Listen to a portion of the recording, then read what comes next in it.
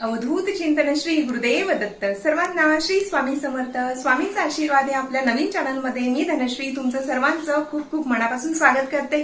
सर्वांच्या मनातील सर्व इष्ट मनोकामना स्वामी नक्कीच पूर्ण करोत हीच स्वामींच्या चरणी प्रार्थना करते आणि आजच्या व्हिडिओला सुरुवात करते। तर पहा, आपल्या कुलदेवीची सेवा ही खूप जास्त महत्त्वाची असते, कारण जेव्हाही आपल्यावर संकट येतात, दुःख येतात किंवा आर्थिक समस्यांना सामोरं जावं लागत असेल किंवा आपल्या घरातील मुलामुलींचे विवाह जमण्यास अडचणी येत असतील किंवा संतती प्राप्तीमध्ये अडचणी येत असतील किंवा संतान झालं तरी त्याच्यात काही ना काही व्यंग राहत असेल किंवा कोणत्या ना कोणत्या समस्यांना तुम्ही सारखं सामोरं जात असतील, आरोग्याच्या समस्या असतील, पैशांच्या समस्या असतील किंवा अजून काही संकट असतील किंवा बऱ्याच वेळेला पहा, आपण कोणतंही कार्य सुरुवात करताना अगदी मनापासून सुरुवात करतो, पूर्ण आपले 100% प्रयत्न करत असतो, मेहनत घेत असतो, तरी आपण त्याच्यात यशस्वी होत नाही। तर अशा वेळेला आपण आपल्या कुलदेवीची सेवा करणं हे खूप जास्त महत्त्वाचं असतं।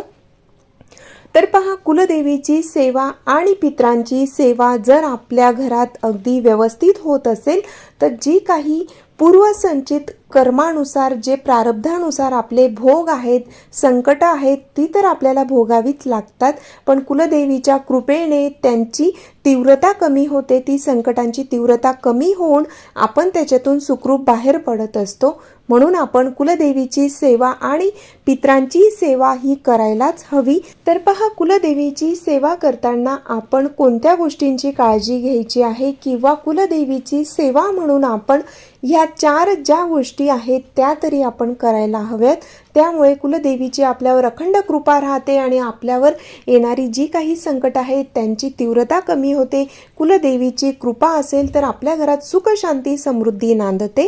त्यासाठी आपण कोणत्या गोष्टी करायला हव्यात याविषयी आपण माहिती घेणार आहोत। चला तर सुरुवात करूया। तर पहा, बऱ्याच जणांचा असा प्रश्न असतो किंवा असं त्यांना वाटत असतं की कुलदेवीची सेवा म्हणजे नेमकं काय करायचं आहे किंवा कुलदेवीची सेवा करायला आमच्याकडे जास्त वेळ नसतो किंवा जॉब करणारे असतील किंवा अजून काही कारणं असतील, पण अगदी साध्या सोप्या ज्या गोष्टी आहेत त्या जरी आपण मनापासून केल्या तरी आपली कुलदेवी आपल्यावर प्रसन्न राहते।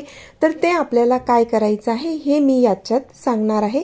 तर पहा, ह्या व्हिडिओमध्ये आपण फक्त कुलदेवीची सेवा, खूप जास्त सेवा करणं शक्य नसेल तर अगदी ज्या महत्त्वाच्या गोष्टी आहेत त्या तरी आपण करायच्या आहेत। तर पहा, प्रत्येकाची कुलदेवी ही आपल्याला माहीतच असते।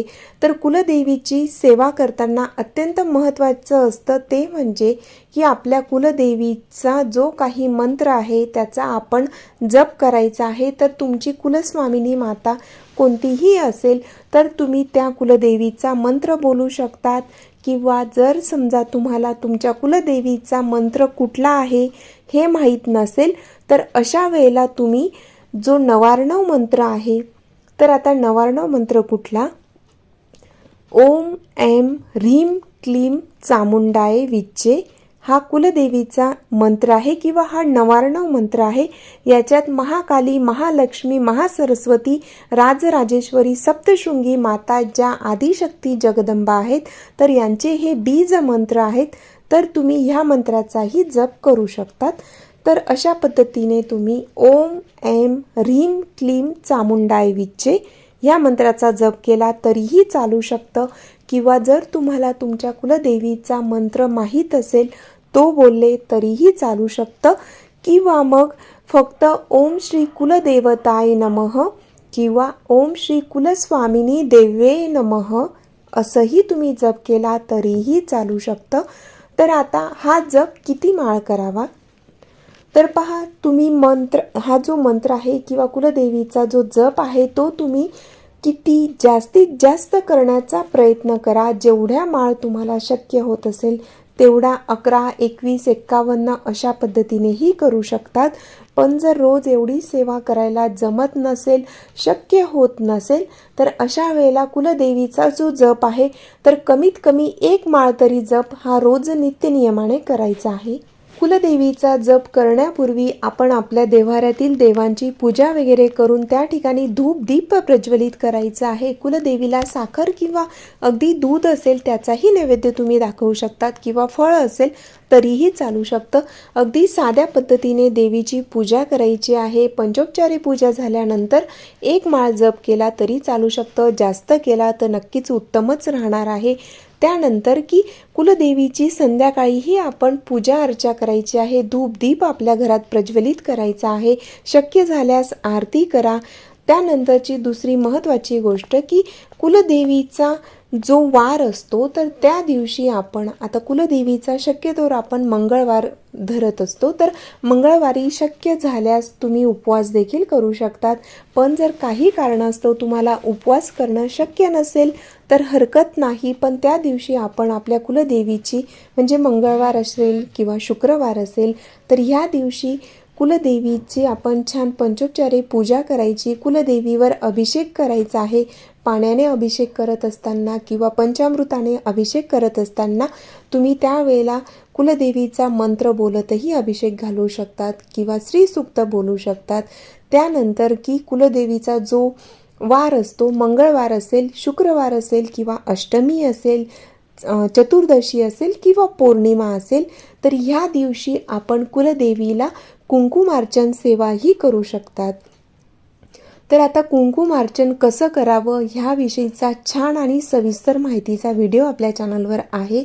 तर कुलदेवीचा टाक असेल, मूर्ती असेल किंवा फोटो असेल त्याच्यावर देखील तुम्ही कुंकुमार्चन सेवा करू शकतात. कुंकुमार्चन करताना देखील देवीवर कुंकू अर्पण करायचा. 5 बोटांमध्ये कुंकू घेऊन देवीवर कुंकू आपण वर्षाव करायचा त्याचा आणि कुलदेवीचा मंत्र बोलायचा आहे. नंतर तो कुंकू आपण आपल्या कपाळी रोज नित्यनियमाने घरातील व्यक्तींनी लावायचा असतो. अशा पद्धतीने जर आपण केलं तर कुलदेवीची अखंड आपल्यावर कृपा राहत असते. त्यानंतरची महत्त्वाची तिसरी गोष्ट म्हणजे जेव्हा आपण कुलदेवीची सेवा करत असतो तर त्यावेळेला आपण कुलदेवीचं जे मूळ ठिकाण असतं तर त्या ठिकाणी जर समजा खूप लांब असेल तर अशा वेळेला तुम्ही अगदी वर्षातून एक वेळा तरी आपल्या कुलस्वामिनी मातेच्या मूळ स्थानावर जाऊन कुलदेवीची पंचोपचारे पूजा अर्चा करून कुलदेवीची ओटी भरायची आहे. कुलदेवीची ओटी भरणं खूप महत्त्वाचं असतं. वर्षातून एक वेळा तरी मूळ स्थानावर जाऊन देवीची ओटी भरावी. जर शक्य नसेल तर कमीत कमी 3 वर्षातून तरी एक वेळा तरी कुलदेवीच्या मूळ स्थानावर जायचंच आहे. त्यानंतरची चौथी महत्त्वाची गोष्ट की जे आपल्या कुलाचार असतात तर ते आपण पाळायचेच आहेत. कुलाचार म्हणजे बऱ्याच घरांमध्ये पहा की कुलदेवीची आरती लावली जाते. चैत्र महिना असेल, माघ महिना असेल किंवा शारदीय नवरात्र असेल तर श्रावण महिन्यात देखील देवीची आरती लावली जाते. बऱ्याच जणांना हे माहीतच असेल. तर ज्या देवीच्या आरती लावण्याची पद्धत असते आपल्या जे काही आपलं कुटुंब असतं किंवा आपल्या याच्यात ज्या काही पद्धती आहेत तर त्या आपण नक्कीच करायला हव्यात. त्यामुळे त्यालाच आपण कुळाचार म्हणत असतो आणि हे कुळाचार जर आपण व्यवस्थित पार पाडले तर कुलदेवी आपल्यावर प्रसन्न राहत असते. ज्या पद्धतीने तुमच्या घरात होत असेल पूर्वापारानुसार त्या पद्धतीनेच आपण देखील करायचं आहे. हे करत असतानाच आपण आपल्या देव्हाऱ्यामध्ये आपल्या कुलदेवीच्या नावाने कलशाची स्थापना करायची आहे. मंगल कलश हा आपल्या वास्तूमध्ये असायलाच हवा. तो मंगल कलश म्हणजे आपल्या वास्तूमध्ये चैतन्य निर्माण होत असतं, मंगलमय ज्या काही घटना घडत असतात आणि कुलदेवीच्या नावाने तो कलश आपण भरलेला असतो. त्याची आपण रोज पूजा करायची आहे, धूप दीप ओवाळायचा आहे. अशा पद्धतीने सकाळ संध्याकाळ आपण कुलदेवीची अगदी साध्या पद्धतीने पूजा करायची आहे आणि कुलदेवीचा जप करायचा आहे. उपवास करणं शक्य नसेल तर हरकत नाही, पण आपण ज्या काही साध्या सरळ गोष्टी आहेत या नित्यनियमाने केल्या तरीही कुलस्वामिनी आपल्यावर प्रसन्न राहत असते.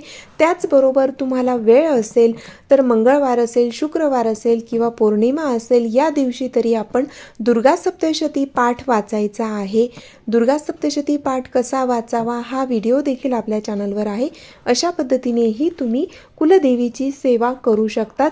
ह्या एवढ्या अगदी साध्या सोप्या गोष्टी केल्या तरीही कुलदेवीची आपल्यावर अखंड कृपा राहते. कुलदेवीचं सुरक्षा कवच आपल्या सभोवती असेल तर नक्कीच आपलं रक्षण होत असतं आणि कुलदेवीच्या आशीर्वादाने आपल्या घरात सुख शांती समृद्धी राहते. आपल्या मनातील इच्छा पूर्ण होण्यास मदत होत असते. म्हणूनच कुलदेवीची सेवा आणि पितरांची सेवा ही मनापासून करा. कधीही कोणतेही तुम्हाला अडचणी येणार नाहीत आणि अडचणी आल्या तर त्याच्यात नक्कीच तुम्हाला मार्ग सापडू शकतो. तर अशी ही माहिती होती. आवडली असेल तर इतरांपर्यंत शेअर करायला विसरू नका. पुन्हा भेटूया अशाच छान व्हिडिओसोबत. तोपर्यंत सर्वांना श्री स्वामी समर्थ.